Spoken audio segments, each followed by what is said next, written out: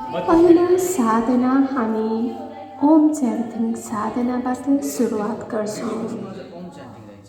Om chanting के गर्नु नभए यो गरेर औरा 1 लिटर जति पानीमा नुन हालेर ल्याउनु होला हैन। अब यहाँ नुन नभर्नुपर्दाखेरि आफ्नो एउटा साइडमा एउटा भाँडोमा आगो राख्नुपर्छ हैन।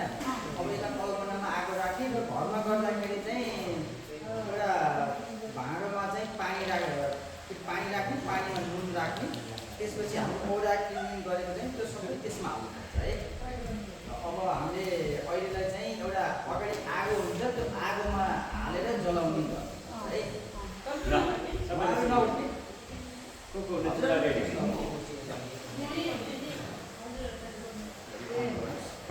सेकेन्ड गरिसक्नु भएको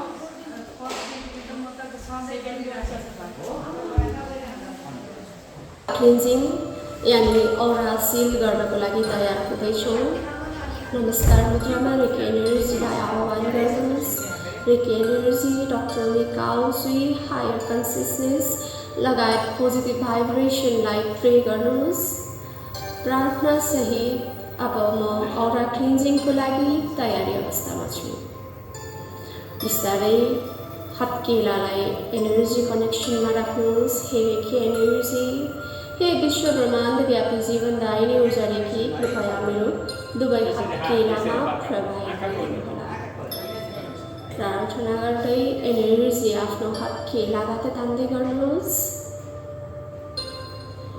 एनर्जीको सेन्सेसन झमझमाहट फिलिङसँगै अब मजासँग हात रगड्नुहोस्।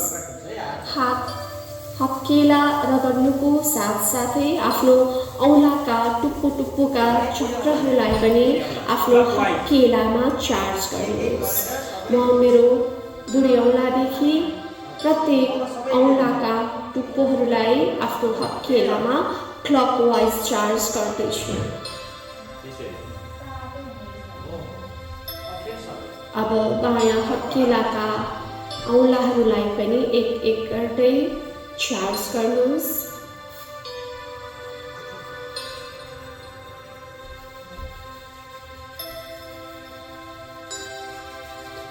अब दुवै हात रगड्नुहोस् र त्यसपछि औरा क्लिन्जिङको लागि मजासँग उठेर आफ्नो क्राउन चक्रदेखि बिस्तारै औरा हत्केला सम्म लानुहोस्। क्लिन गर्दै र मुनिसम्म लगेर हाल्नु। 3 टाइम्स रिपिट गर्नुहोस्।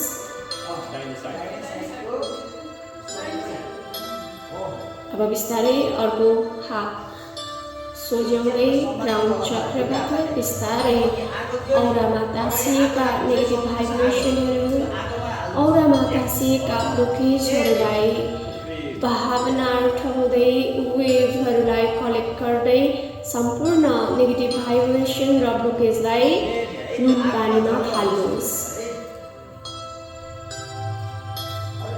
3 टाइम्स रिपिट गर्नुहोस्।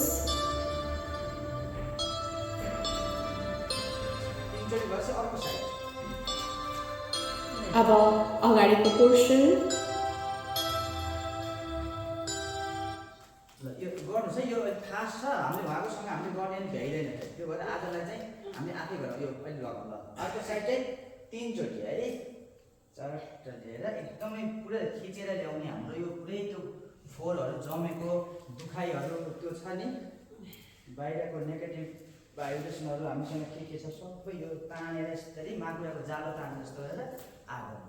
अब अगाडिपट्टि शिरदेखि आफ्नो फेसमा होइन त्यो लेयरहरू हुन्छ नि त्यो सबै तानेर तल गएर एकदमै च्याप्प समातेर आगोमा जलाइदिने। फेरि कपडालाई नछुनुहोस् है। हो नछुइकन बाहिरको लेयरलाई आगोमा।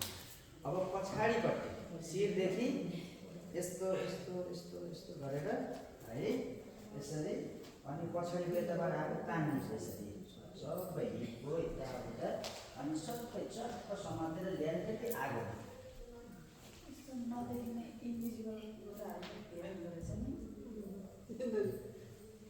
आफूले महसुस पनि गर्नुपर्छ है। मेरो यस्तो आफूमा भएको नेगेटिभ कुराहरू मैले खिचेर ल्याएको छु। कालो सम्झिनुहोस्, कल्पना गर्नुहोस् कालो त्यो फोहोर चाहिँ च्याप्पा हातमा समातेर आगोमा फालेको कल्पना गर्नुहोस्। 3 चोटि है अगाडि पछाडि? ओ 3 चोटि यसरी फालियो।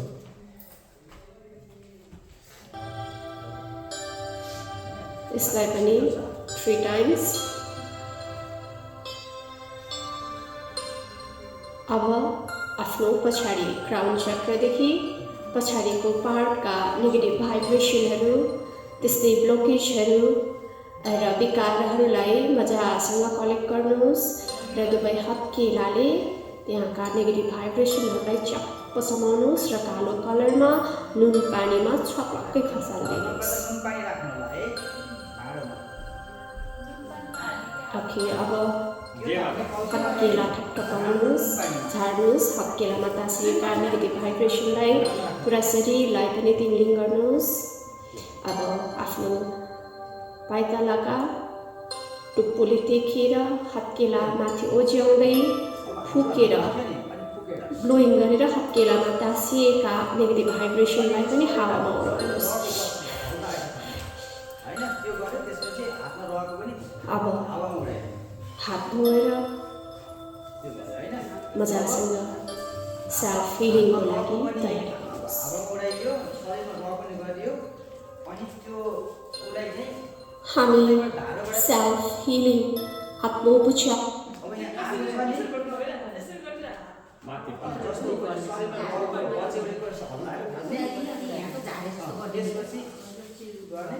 त्यसपछि अब धारो सम्झिनुहोस्। यहाँ हामीसँग धारो छ, त्यो धाराबाट पानी ल्याए अनि त्यो आगो छोड्नुहुन्न हामीले त्यहाँको अघिको त्यो आगोलाई चाहिँ निमाउने है। निमाएर त्यो आगो निम्यो, त्यो हाम्रो त्यो के भन्छ नेगेटिभ यहाँ जलिसक्यो।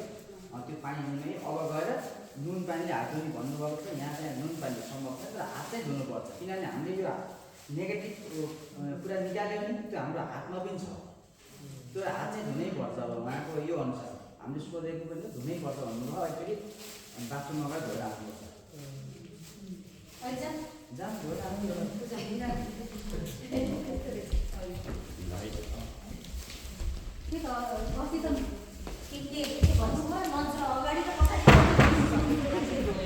बानी पर्छ, धुनै पर्छ।